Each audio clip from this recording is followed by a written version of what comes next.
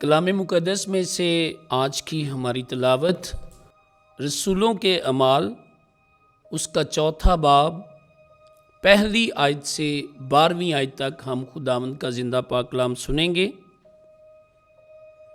جب وہ لوگوں سے کلام کر رہے تھے تو کاہن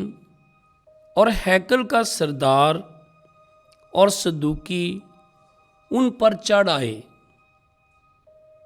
کیونکہ نہایت رنجیدہ ہوئے کہ وہ لوگوں کو سکھاتے اور یسوع کی نظیر دے کر مردوں میں سے زندہ ہونے کی منادی کرتے تھے، اور ان پر ہاتھ ڈالے اور دوسرے دن تک قید رکھا، کیونکہ شام ہو گئی تھی۔ مگر بتیرے ان میں سے جنہوں نے کلام سنا تھا ایمان لائے، اور مردوں کا شمار تقریباً 5000 ہو گیا۔ اور دوسرے دن یوں ہوا کہ ان کے سرداروں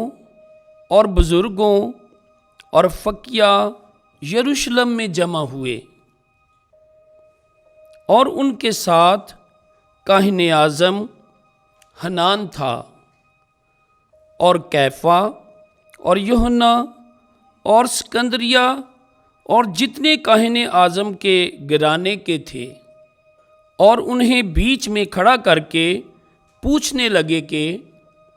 تم نے کس قدرت یا کس نام سے یہ کیا ہے؟ تب پطرس نے روح القدس سے معمور ہو کر ان سے کہا، اے امت کے سرداروں اور بزرگوں،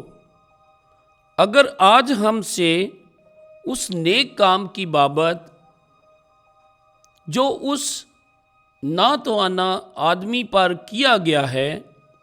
باز پرس کی جاتی ہے کہ اس نے کس وسیلہ سے